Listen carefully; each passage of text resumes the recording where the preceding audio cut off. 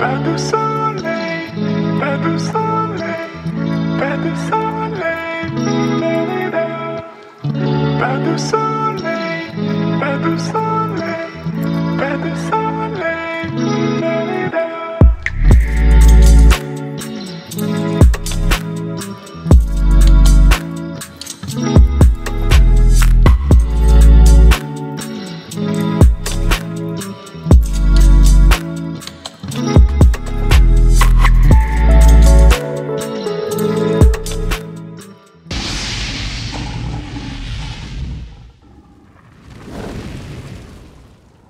Bonjour à tous, bienvenue sur la chaîne YouTube Mécanique Sportive, c'est Nicolas. Aujourd'hui, je vous présente le SUV sûrement le moins cher du marché en France, la MG ZS ou le MG ZS. Je sais jamais, parce que comme on dit le SUV, est-ce qu'on dit le MG? Je crois que c'est ça la règle.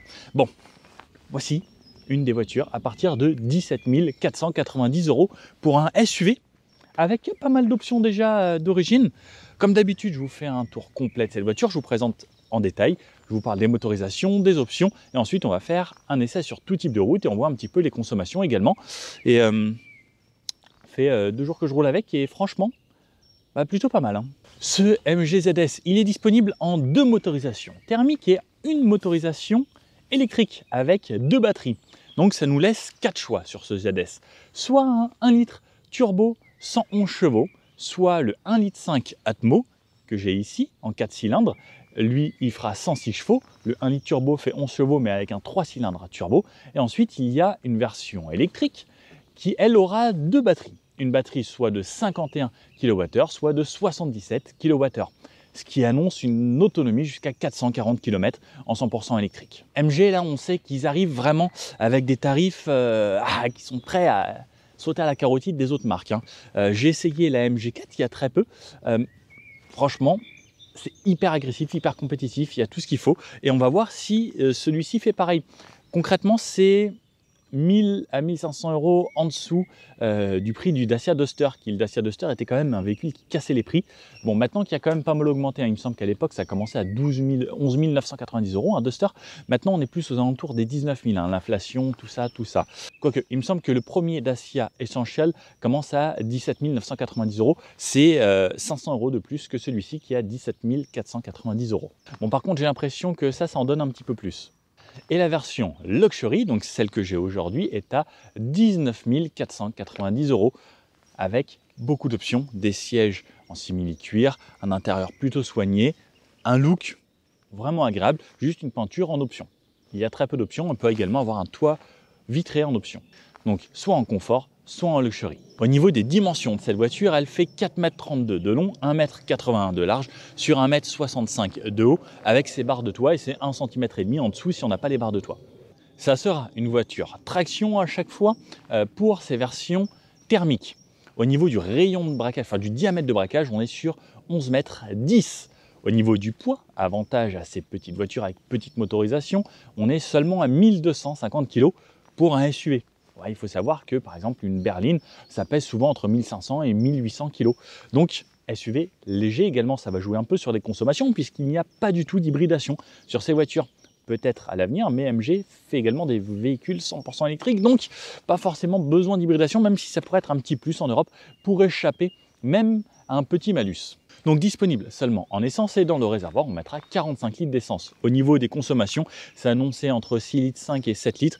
On verra ce que ça donne, mais moi j'ai constaté, non vous le verrez dans la vidéo pendant l'essai, ce que ça donne les consommations. Comme ça vous fait rester un petit peu plus. Et elle est également capable de remorquer jusqu'à 500 kg. Alors sur l'avant, SUV plutôt simple, moins agressif que le Duster, puisque beaucoup le comparent au Duster, hein, on va faire quelques petites comparaisons. Des lignes plus affinées, des feux 100% LED à l'avant comme à l'arrière, une calandre ici qui est bien cerclée ici de cette façon aluminium mais qui en fait est un plastique avec le gros logo MG au centre. MG à l'époque, hein, marque anglaise, petit cabriolet, roadster, tout ça. Maintenant plutôt SUV électrique, mais il va quand même y avoir prochainement une version sportive de la MG4 qui fera plus de 400 chevaux et également un roadster qui fera peut-être 500, 600 chevaux. J'ai vraiment hâte de découvrir tout ça. Logo MG avec la caméra en dessous puisqu'on a des caméras 360, donc ici sur les rétros et à l'arrière également. Le rappel avec cette lame ici teintée un petit peu de la même façon que la calandre, mais en un petit peu plus foncé ici. C'est pas exactement les mêmes tons et la même texture. Des anti-brouillards ici et des feux bien sûr full LED, sauf les anti-brouillards qui sont encore des ampoules halogènes ici. Mais sinon là on a du full LED avec le clignotant intégré directement dans cette virgule. On a des feux un petit peu cristal à l'intérieur, c'est joli, c'est bien fait. Sous le capot, donc comme je vous disais, deux moteurs, soit le 1,5 litre aujourd'hui qu'on a en atmosphérique, soit le 1 litre avec un turbo. On aura également un régulateur sur cette voiture et un limiteur, pas de conduite de niveau 2 encore. Sur le capot, ligne très simple, qui part d'ici, hop, et qui vient jusqu'à là. Et ensuite, très simple. Alors j'aime bien, parce que d'un côté, elle a des lignes assez fluides. Au niveau de la garde du sol, comme on voit, ça peut passer assez haut. Là, moi, je passe mon pied sans problème. Je n'ai pas la taille exacte, mais par contre, juste en traction, pas de version 4 roues motrices, contrairement à ses concurrents. Sur le côté, donc, on retrouve les codes du SUV avec les arches de roue ici en plastique qui font le tour de la voiture. Un biton un petit peu sur les rétros. Sur le haut, non, tout est peint couleur carrosserie. Des entourages ici en noir et une sorte de baguette chromée qui vient souligner toutes les vitres. Là-haut, on retrouve des barres de toit qui sont disponibles. En plus, ça rajoute 1,5 cm en plus à la hauteur de voiture. Des poignées de porte petit frigo avec du chrome sur le dessus. Et également, on retrouve, comme ici, sur la lame à l'avant, cette baguette un petit peu typée alu. C'est plutôt joli, ça amène des petits détails, ça fait pas que plastique. Pareil, le plastique autour des arches de roue n'est pas trop épais, donc ça donne pas ce côté vraiment, on a posé du plastique, quoi. Des jantes ici en 17 pouces, en 215 de large, aux 4 coins. Elles sont en aluminium sur toutes les versions, même sur la version confort de base. Alors que les concurrents commencent avec des jantes en tôle et des enjoliveurs. De ce côté-là, comme je vous disais, 45 litres d'essence pour les deux moteurs. Là-haut, on retrouve une antenne, comme ça. Alors, bon, pourquoi pas, ça fait quelques petites économies. Mais l'antenne requin, ça aurait pu être un petit plus. Mais je vous avoue que des fois, ce type d'antenne capte mieux que les antennes requins. Sur l'arrière, on retrouve également des feux LED, mais clignotants et phare de recul, ce sera 2 ampoules. Sur l'arrière, donc cette antenne là-haut, troisième feu stop intégré dans un tout petit béquet ici, essuie-glace sur la lunette et également on voit le 7 ans de garantie ou 150 000 km juste ici. Ça c'est quand même un avantage d'avoir 7 ans de garantie sur sa voiture. C'est qui a les premiers à avoir lancé ça et ça avait quand même fait un gros coup de buzz et on sait que souvent les voitures asiatiques sont plutôt fiables. À voir sur cette MG. Le gros logo MG également à l'arrière, la caméra de recul se situe juste au-dessus de la plaque. On a les radars de parking ici plutôt bien intégrés. On n'en a que 3, on n'en a pas sur les côtés, donc attention. Après on a la caméra qui est plutôt fisheye, ça permet d'avoir une bonne visibilité. Un arrière assez simple, c'est peint jusqu'à là, ensuite partie plastique ici jusqu'à ce petit diffuseur avec 3 petites bosses qui donnent un côté un petit peu plus sportif. On retrouvera 2 faux échappements sur les côtés, des enjoliveurs, et l'échappement en fait est situé bien plus bas. On a des réflecteurs et des sorties d'air ici qui sont factices également pour donner un look un peu plus agressif et un petit peu plus de stature également sur l'arrière. Franchement, moi je le trouve pas mal. À l'arrière, dans le coffre, hop, aujourd'hui, je suis venu avec ça.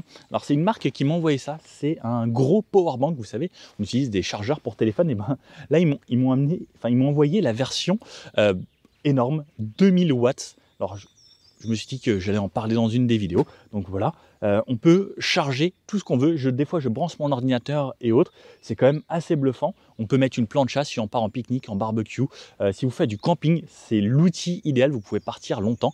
J'ai essayé de brancher une ampoule LED à la maison, ça prend 5 watts et là il y a 2000 watts, donc ça veut dire qu'on peut utiliser pendant plus de 50 heures je crois avec des ampoules. Donc le truc idéal, pareil, si vous voulez faire des soirées en extérieur, vous pouvez brancher la sono et autres là-dessus, c'est le top. Alors je vous montre toutes les utilisations possibles également, regardez.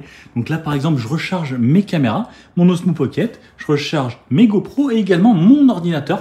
Vous pouvez voir hop que l'alimentation est là avec le chargeur d'ordi et directement sur la prise. Également, là j'ai mis un flash de studio, comme on peut le voir, juste ici. Donc le flash de studio est connecté et je peux déclencher également directement. Et là, j'ai seulement en consommation 91 watts en sortie et je peux aller jusqu'à 2000 watts. C'est juste extraordinaire. Et ce qui est bien, c'est qu'avec un ordinateur qui tourne, un Osmo Pocket, une GoPro, un flash de studio, il me reste encore 12 heures d'autonomie. C'est vraiment top. Là, je suis à 99%. Donc voilà, pendant 12 heures, je peux tourner comme ça, sans problème, grâce à ce powerbank juste énorme. Et j'avoue que c'est plutôt cool. Après, il y a d'autres applications. Je peux également juste allumer une LED ici, si je veux. Alors ça consomme 1 watt. Donc ça veut dire que ça peut rester allumé 2000 heures, clairement. Je peux mettre en mode flash, par exemple, de cette façon, plus rapide, ou éteindre. Donc de ce côté-là, j'ai 3 prises. On a des ventilateurs pour aérer au cas où ça chauffe si on demande beaucoup. De ce côté-là, donc j'ai 6 ports USB, 2 USB type C et 2 type A en 18 watts et des un petit peu moins rapides de ce côté-là. Et hop, et quand j'enlève tout, ça ressemble à ça. De ce côté-là, j'ai même une prise allume-cigare de ce côté-là, 12 volts, également 12 volts comme ça, comme sur les ordinateurs, et également un 12 volts comme ça. Et sur l'autre côté, donc là c'est là où c'est intéressant également, c'est pour la recharge. Je vais pouvoir recharger jusqu'à 1100 watts, juste ici, avec le supercharge, et également avec des panneaux solaires, juste ici, des panneaux solaires qui peuvent aller jusqu'à 1000 watts. Donc c'est tout petit, et ça fait pas de bruit. Et surtout, c'est ça l'avantage, vous pouvez recharger la nuit, pendant les heures creuses, et ensuite vous pouvez l'utiliser la journée, et ça vous fera faire des économies. Bon, et si ce produit vous intéresse, vous pouvez trouver un lien dans la description, où il y a directement, parce que franchement, je pense que c'est un petit truc indispensable et c'est pareil, je peux le brancher à la maison sur la prise et brancher mon ordinateur derrière si je bosse par exemple, et ben s'il y a une coupure de courant, et ben au final ça sert de UPS, donc d'onduleur, je crois que c'est comme ça que ça s'appelle en français, vraiment pas mal. N'hésitez pas à me dire si ce genre de truc ça vous intéresse et si ça vous intéresse que je vous fasse des petits placements des fois comme ça sur des produits qu'on m'envoie. Donc dans le coffre 448 litres exactement, on a de la place également sous le plancher. On peut avoir une roue de secours ou sinon, comme vous pouvez le voir ici, on a vraiment pas mal d'espace sur les côtés. De chaque côté, j'ai de quoi me mettre un sac comme ça. Ça tient sans problème de chaque côté. Et là, donc, alors je vais bouger. Hop, mon petit truc, enfin mon gros truc parce que ça pèse quand même une vingtaine de kilos. Et même comme ça. Hop. Alors je vais rentrer d'une façon différente, mais ça passe quand même. Bon, désolé pour cette vue. Ah. Allez, je vous montre à l'intérieur.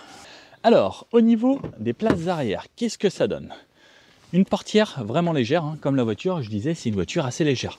Partie plastique quasiment partout et une sorte d'imitation carbone en tissu synthétique ici avec des petites charpitures rouges. Bon, c'est toujours un petit plus. Sinon, des enceintes. Ici, on a le pack 6 enceintes disponibles sur la version Luxury, sinon c'est 4 enceintes. Des vitres électriques qui descendent jusqu'à tout en bas. Alors ça, j'aime bien quand ça descend jusqu'à tout en bas. Allez, je rentre plutôt facilement ici. Bien fermer la porte et je referme. Vitres qui ne sont pas surtentées. Alors, c'est un plus des fois d'avoir surtentage. C'est un plus également pour la luminosité dans l'habitacle, que ce ne soit pas surtenté. Alors, je relève mon petit appuie-tête. Moi, je fais 1m80. J'ai énormément de place au niveau de la tête. Je peux vraiment me lever, je ne toucherai pas. La banquette est plutôt ferme. Pareil au niveau du dossier. C'est un petit peu moelleux en fait sur le tout début, ensuite on sent un peu de fermeté. J'ai énormément de place pour les pieds, ce qui est bien c'est que les rails sont surélevés pour les sièges, donc ça me permet vraiment d'avoir de la place sous les pieds, enfin sous le siège pour mes pieds. 2 poches ici derrière les sièges, un petit rangement, 2 ports USB type A, fixation top taser Isofix sur les 2 sièges d'extrémité, pareil une sellerie un petit peu typée imitation cuir avec pareil ces imitations carbone. Moi, je suis pas mal, j'ai de la place au niveau des coudes, au niveau des genoux. Le siège de l'avant, il est réglé pour moi. Et ben franchement, des grandes fenêtres qui s'ouvrent en plus jusqu'en bas. C'est vraiment pas mal. Petit tunnel central ici. Alors, pourtant, on n'a pas de version 4 roues motrices. C'est dommage, à chaque fois, c'est tunnel central. Ici, on a un siège également. Alors, qui remonte un petit peu. On a donc les banquettes sont un peu plus basses et celle-ci qui remonte un petit peu. Alors, c'est assez ferme. Le dossier aussi. Alors, c'est un petit peu bombé, donc ça fait que je suis un petit peu, si le conducteur roule sur des roues de montagne, je vais peut-être un petit peu me balader, alors que sur les côtés ça va, j'ai un maintien plutôt correct. Et pareil, j'ai de la place pour les pieds. Ici au niveau du tunnel central, je peux mettre dessus. Alors presque le 44,5 là passerait presque. En bas, j'ai pas de souci. Au niveau de la tête, ça passe sans problème. La ceinture est posée directement ici sur la banquette. On a la banquette qui se rabat en 2 tiers, 1 tiers. Je peux la rabattre facilement, je tire sur la petite languette et ça me donne un plancher quasiment plat. Ça également c'est un vrai plus. Par contre, la ceinture reste coincée derrière. Il faut juste penser à la ramener. Allez, je vous montre à l'avant. Allez, je vous emmène avec moi à l'avant. Alors, on n'a pas d'entrée keyless ou autre, on a une clé physique qui est sur le contact. À l'intérieur, portière ici en plastique, quasiment tout en plastique comme à l'arrière, sauf cette partie ici pour la coudoir et cette partie ici un petit peu plus jolie avec une imitation cuir. Les 4 fenêtres avec les réglages électriques ici, un rangement de quoi mettre une grande bouteille d'1,5 litre, un haut-parleur de ce côté-là. Au niveau du pédalier, on retrouve 3 pédales, puisque oui, une boîte automatique, ça se fait, manuel, puisque je dis des bêtises, parce qu'en fait, on essaie quasiment que les boîtes automatiques de nos jours, mais boîte manuelle, 5 rapports ou 6 rapports sur le 1 litre turbo. Siège réglable électriquement ici, avec le dossier également. Siège qui maintient plutôt bien, comme on peut le voir, ça remonte sur les côtés, et au niveau du dossier, ça ressort pas mal, c'est assez ferme. On a les appuis-têtes MG avec la partie brodée en rouge juste ici. Des petites surpiqûres rouges un petit peu partout qui donnent un côté un petit peu sportif et un petit peu plus premium à cette voiture. On a le verrouillage de la portière et de la voiture ici et la petite poignée. Allez, je m'installe à l'intérieur, je vais me reculer au maximum. Alors le volant est réglable juste en hauteur, on n'a pas le réglage de la profondeur. Donc volant quasiment rond, mais quand même un petit méplat. C'est vraiment la mode, hein. Les volants très ronds, ça se fait plus. Je crois qu'il n'y a que Porsche quasiment maintenant qui refait des volants très ronds. Sur le côté, ici, on aura les sources, donc décrocher au téléphone, les sources de radio ou de Bluetooth, etc. Changer de radio ou de musique, le volume et une touche mute. De ce côté-là, ce sera la navigation dans les menus, puisqu'on a un écran derrière ici, 7 pouces, ce qu'on n'a pas chez la concurrence. Et là, c'est quand même un vrai plus, je trouve, ça fait vraiment beaucoup plus moderne. Donc, on a pas mal d'affichage ici. Je peux avoir Current Journey, la date aujourd'hui avec la voiture, qu'est-ce qui est activé, les lumières, les portes ici ouvertes, etc. Le voltage de ma batterie 12 volts, la pression des pneus. Donc là, j'ai pas roulé, donc ça s'affiche pas. Les ceintures, le kilomètre restant avec mon plein d'essence. De ce côté-là, c'est les tours minutes. Donc, si je vous démarre la voiture, vous allez voir, hop, le moteur se démarre de ce côté-là. Donc, et quand j'accélère, ce sera de cette façon et on a en rouge ici sur le côté quand ça monte de cette façon. Sur la gauche, l'essence et votre vitesse, là où on a l'heure et quelques petits rappels. Le régulateur également derrière. De ce côté-là, les essuie-glaces avant et arrière. De ce côté-là, on a les feux avec bien sûr un mode auto ici où je peux vraiment éteindre en cliquant une fois. Et là, ça me rallume également cet écran plus fort. On a ensuite un petit peu plus bas, alors juste ici, le régulateur ou le limiteur. Régulateur de cette façon, limiteur, je pousse tout au fond et ça me permet d'avoir le limiteur et pareil plus vite, moins vite et en tirant vers moi, plus vite, moins vite et je set juste ici. Le volant de cette façon, avec des surpiqûres à l'intérieur, pareil, hein, ça fait un petit peu plus voiture sportive. Alors, hop, si la mise au point veut bien se faire, voilà, hop, les surpiqûres de ce côté-là, plutôt sympathique. Cet écran, là-haut, on a du moussé tout le long, sur cette partie qui ressemble à du cuir, mais en fait, qui est une sorte de plastique moussé. 2 aérateurs en plein centre, avec 2 aérateurs ronds sur les côtés. Planche de bord avec cette imitation carbone qui traverse tout le long, et qui est franchement plutôt bien finie. En fait, on a l'impression qu'ils ont vraiment augmenté pour le prix. On ne retrouve pas sur des voitures à ce prix-là. C'est vraiment la qualité perçue fait du bien, même si on sait que c'est pas du haut de gamme, et ben c'est toujours plaisant d'avoir quelque chose de plus doux que du plastique dur, comme sur un Duster par exemple. De ce côté-là, on a un grand écran ici, 10 pouces, donc ça c'est un vrai avantage. On a une touche Home ici pour retourner au Home, un écran tactile, les menus de climatisation.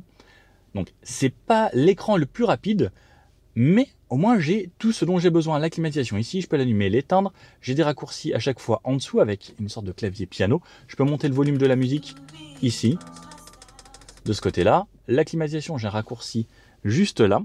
Des embuages, la vitesse climatisation est plus chaud ou moins chaud dans l'habitacle. Pas de clim auto. Mais sinon, on a quand même tout ce dont on a besoin. Le Bluetooth, le téléphone, des raccourcis pour la voiture, les menus de configuration.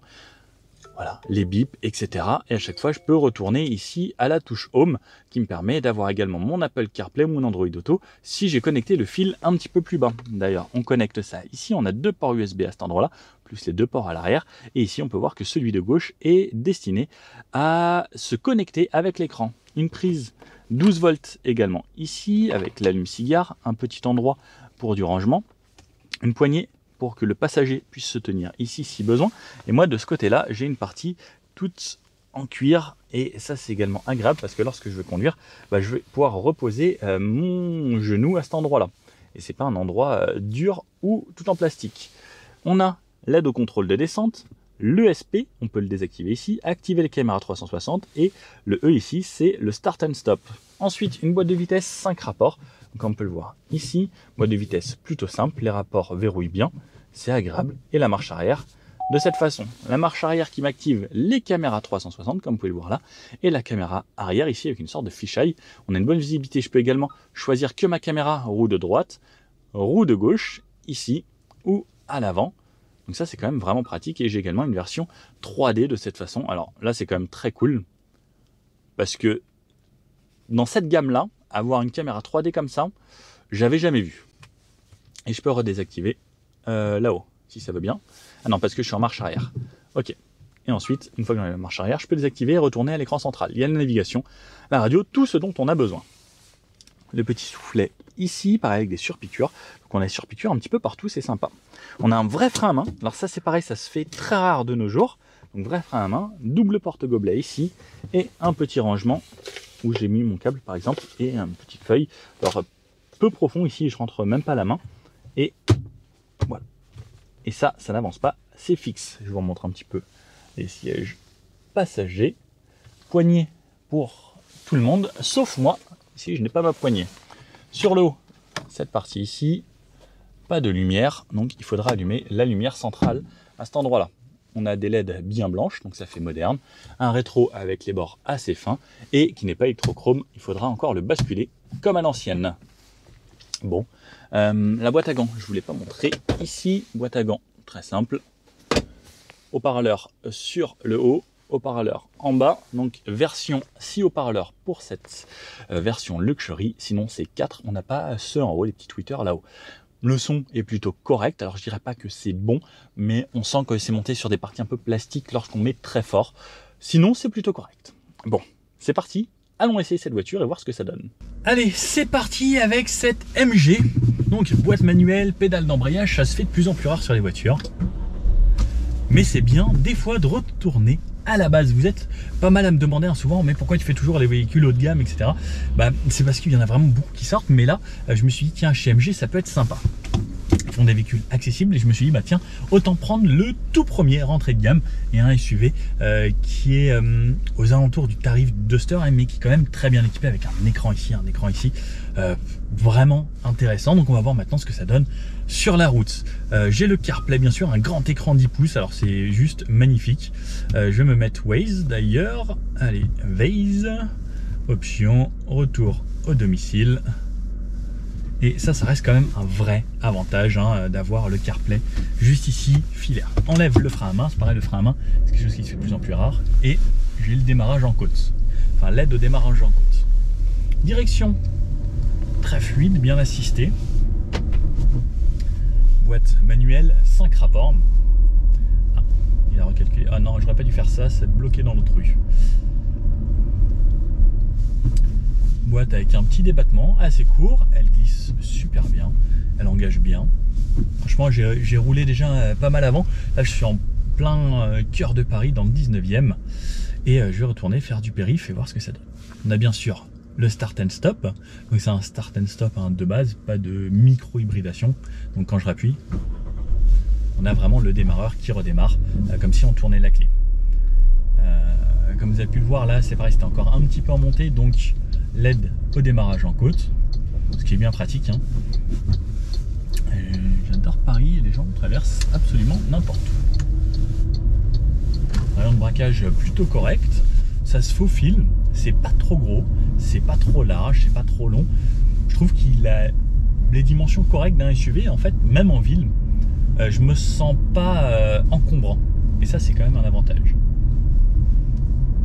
Le moteur est plutôt silencieux. Je pense que c'est pas mal insonorisé. Même à l'intérieur, franchement. Même quand tout s'arrête. Alors les scooters, effectivement, ça fait un peu de bruit, mais... ouais, c'est agréable. Allez, on avance un petit peu.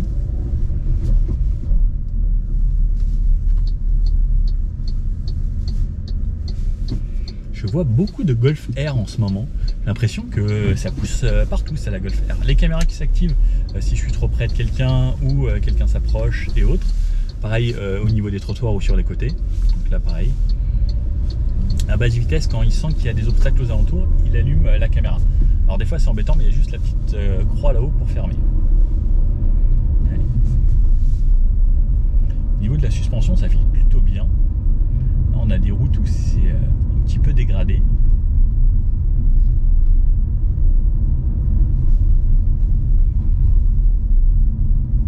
Ouais, c'est pas mal. Ah non, ouais, ça pue quand même un petit peu. C'est un petit peu flagada. Bon, après, c'est vraiment une voiture faite pour rouler à la cool. Elle donne pas du tout envie de rouler vite. C'est franchement la voiture avec laquelle je roule le plus cool depuis longtemps, parce que justement elle me donne cette sensation. J'ai pas envie de la pousser, j'ai vraiment envie de rouler à la cool. Et le start and stop, voilà, c'est une voiture faite pour rouler dans le calme. La sono est correcte. J'écoutais pas mal la radio, donc là je peux pas vous mettre la radio pour des raisons de droit d'auteur. Mais on est pas mal. Bah oui, on bloque toute la route pour faire monter des gens. Quelle bonne idée.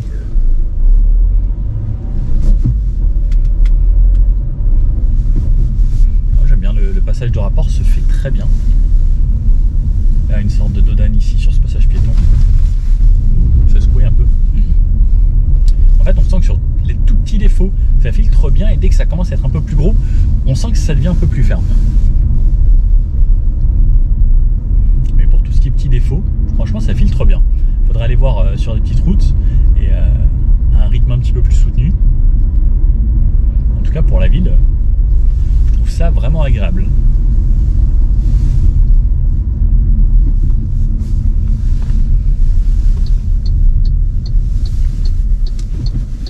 Passer les piétons, toujours les prioritaires. Mais là par exemple, voilà, la caméra s'est activée, j'en ai pas besoin et il faut pas que je passe par là, je passe par là. Pareil, donc là les ambulances se sont mis en triple fil. Ça passe. Allez, un petit dodane ici. Ouais, ça va. Je sors de la MG4 qui elle était vraiment très typée confort, et la MG4 j'ai beaucoup aimé. C'était plus confortable que celle-ci, pourtant elle était plus basse. J'ai l'impression que la suspension était plus confortable. Et après c'est différent, et l'électrique c'est encore autre chose, et surtout dans l'électrique, comme ça fait pas de bruit autre, on s'attend encore plus à avoir du confort, et ils ont fait vraiment du très bon boulot. Allez, là ce qui est cool, c'est qu'on a un tout petit rond-point. Je vais pouvoir faire le demi-tour, voire tester le rayon de braquage. Allez, est-ce que j'arrive à tourner ici? Ah non, ça passe pas. Donc, marche arrière, caméra de recul et je repars.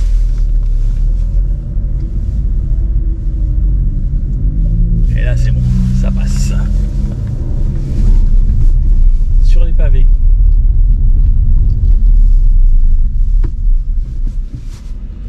priorité à droite, il y a du monde partout dans Paris. Je connaissais pas du tout ce coin avec des rues pavées.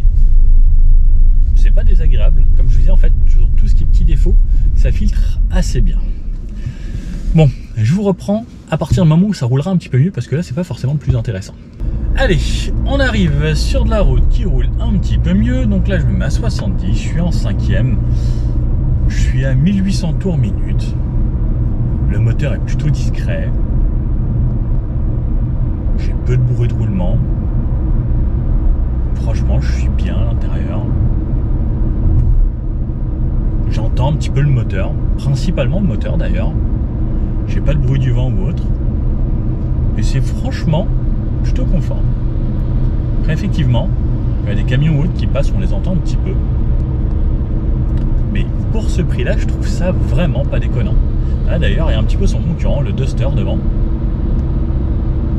Bah, j'avoue que là, c'est quand même au-dessus du Duster à l'intérieur. Et c'est plutôt bien fini. Enfin, on a les plastiques moussés, on a l'écran, grand écran. Enfin, non, c'est vraiment pas mal. Alors là, ici, ça roule un petit peu plus, c'est 90. Donc alors, niveau relance, dans le moteur, il n'y a vraiment pas grand-chose. Alors là, par exemple, je voulais doubler, bah, je vais devoir m'abstenir tout de suite, parce que les motos doublent. Après, allez, on laisse la moto doubler. Donc là, je suis à 70, je mets pied plancher en 5e. Donc je suis sur le Atmo. Et j'arrive à 90. Donc, comme vous pouvez le voir, c'est pas une foudre de guerre. Ça y va tranquillement. Comme je disais, c'est une voiture avec laquelle on a envie de rouler tranquillement. J'ai pas forcément envie de me presser. Ça y va, ça roule. Et donc à 90, je suis à 2400 tours minute à peu près. Ça change entre 2300 et 2400.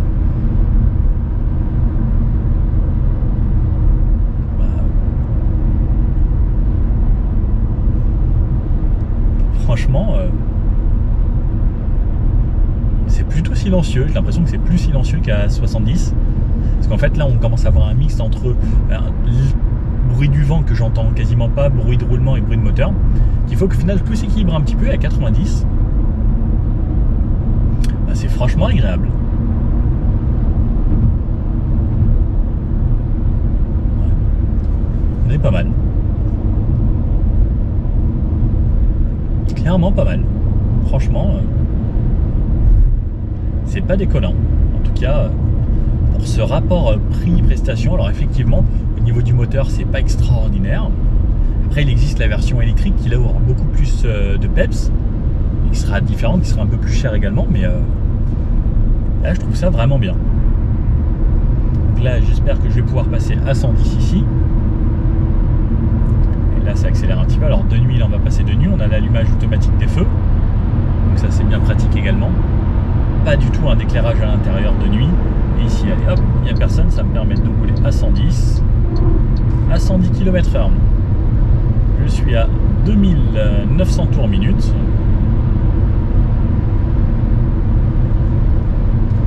Ouh là là, et ça freine fort devant. On entendait un petit peu le bruit du moteur. Mais ça allait, c'était pas dérangeant. Bon bah, je vais devoir reprendre plus tard, parce que là, c'est vraiment l'horaire des bouchons. La région parisienne. N'hésitez pas à me dire de quelle région vous êtes. Ça peut être intéressant. En tout cas, ici, c'est les bouchons. Là, j'ai fait 30 km en 1h11. Ouais. C'est pas la folie, hein. Sur la reprise, pareil. Donc là, je suis pied plancher.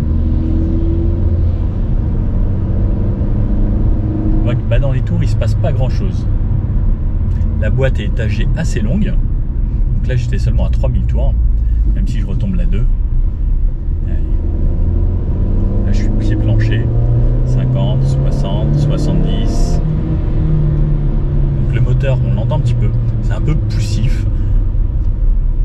Mais c'est clairement pas fait pour rouler vite. Franchement, c'est une voiture relax. Au niveau de la consommation, je suis à 6,7 litres alors que j'étais quasiment dans les bouchons tout le temps, quoi. C'est pas mal parce qu'il n'y a pas d'hybridation. C'est pas une diesel, donc version essence, pas de turbo. 6,7 litres, 6,8 litres là, c'est pas décollant. Je pense que sur une petite route de campagne, on pourrait faire de belles consos. Ouais, ça devrait être intéressant, je vais essayer, tiens. Alors là, j'ai pris pas mal de routes, je suis sorti de la ville, je suis parti de chez moi, là je me dirige vers Fontainebleau comme j'aime bien aller d'habitude. Je vois une moyenne à 5 litres 2, donc je me suis dit je vais essayer de rouler à 90 maximum sur l'autoroute. Donc là je suis derrière la camion à 90, 5 litres 2, ce qui est plutôt correct. Je suis en 5e vitesse, donc on n'a qu'une boîte 5 sur cette voiture. Et à 90, je suis à 2300 tours minute à peu près, ce qui reste plutôt bas. c'est assez confort. Donc là je vais aller faire des petites routes, voir ce que ça donne sur route dégradée de campagne, et ensuite on se fait un retour par l'autoroute en roulant à 110, 130 également, et je vous fais un petit peu d'autres rythmes sur les petites routes de campagne. Et hop, alors petit moteur dit également très peu de freins moteurs, on va utiliser un petit peu plus les freins. On a un petit peu, mais voilà, c'est l'inconvénient des petits moteurs. Après là on garde quand même le 1,5 litre, c'est un petit peu plus que le tout petit 3 cylindres 1 litre. Allez, si je relance un peu plus, on voit qu'on a les chevaux qui sont en haut, c'est une voiture Atmo. Les turbos, à partir de 2500 tours, on a le turbo qui commence à souffler, on n'a pas de turbo, donc il faut monter un petit peu plus dans les tours pour pouvoir relancer un poil. Et ensuite, donc là je me mets à 80 sur la petite route de campagne. C'est une route très dégradée ici. Alors, c'est un véhicule qui était peut-être repensé un peu pour l'Europe, mais en Asie, il y a beaucoup de routes qui sont dégradées. C'est un véhicule asiatique de base. Donc ils étaient obligés de faire une suspension plutôt confort. Alors la voiture s'appuie quand même pas mal en virage. Donc on sent que c'est un petit peu flagada, hein, si on bouge comme ça. Un petit peu de mouvement de caisse. Mais ça se veut confort, ça se veut pas dynamique. De toute façon, avec le moteur qu'on a, c'est vraiment pas fait pour rouler de façon rapide ou dynamique. Mais là c'est pas mal dégradé ici. Et franchement c'est une voiture, je pense, qui est top pour la campagne. Parce qu'à la campagne on roule beaucoup plus cool. Et là la conso, je suis à 5,3 litres de moyenne depuis tout à l'heure. Donc en vrai c'est pas mal. Là il y a le gros trou ici. Alors, on sent que la suspension travaille plutôt bien en fait. Et c'est plutôt agréable. Franchement, je vais me repasser la 5. Je sens très peu les défauts. Franchement, j'aime beaucoup. À ce prix-là, ça en fait une voiture agréable. J'ai un petit peu de bruit de roulement là. Le moteur, je l'entends très peu. C'est vraiment pas mal. Hein. Et là, petit dodane. Ouais, ça reste assez confortable. Franchement, il n'y a pas grand chose à dire. Et si je vais un petit peu dans l'herbe, allez hop, il y a souvent des gens qui passent par ici. C'est un terrain de volley. Puis même dans l'herbe, la suspension filtre bien une grosse partie des défauts. Ici je retourne sur la route. C'est ça l'avantage aussi d'avoir une voiture typée SUV qui est un petit peu plus haute. On sait que ça passe partout, même si là beaucoup de voitures auraient pu le faire. On se pose moins de questions. Bon allez, un petit 0 à 100. On essaye de partir. Et 65, 70, 80, 85, 90 et 100. Bon, ça le fait. Il faut appuyer à fond, ça monte un petit peu dans les tours. Et encore, même quand on monte dans les tours, comme vous l'avez vu, le moteur fait du bruit, mais pas tant que ça. C'est bien sonorisé. Il y a d'autres marques où on entend beaucoup plus le moteur. Allez, là on va se mettre sur l'autoroute, voir ce que ça donne, se mettre à 110 et à 130, et on aura fait un petit peu le tour et je vous fais un petit débrief juste après. Alors là, je suis à 110 km/h, 2900 tours minute, en 5e. On entend légèrement le bruit de moteur, les bruits d'air sont très bien contenus. Vous entrez dans une zone de contrôle. Merci Waze. C'est pas mal, même en contrainte. On l'entend un petit peu, mais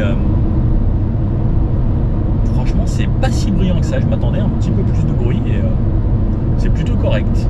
Allez, je vais relancer. Je vais les mettre à 130 km/h. Donc là, je suis en 5 pour relancer. Ça met un petit peu de temps. Il va falloir anticiper un petit peu. Et à 130, allez, 130 pile poil. 130 km/h, donc au compteur, je suis à 127 en GPS. Je suis à 3400 tours minute, donc quasiment à 3500. Allez, je double. Là, on entend le moteur, il est un petit peu plus présent. Les bruits de vent sont plutôt bien contenus, donc on sent qu'il y a un côté aéro assez bien travaillé.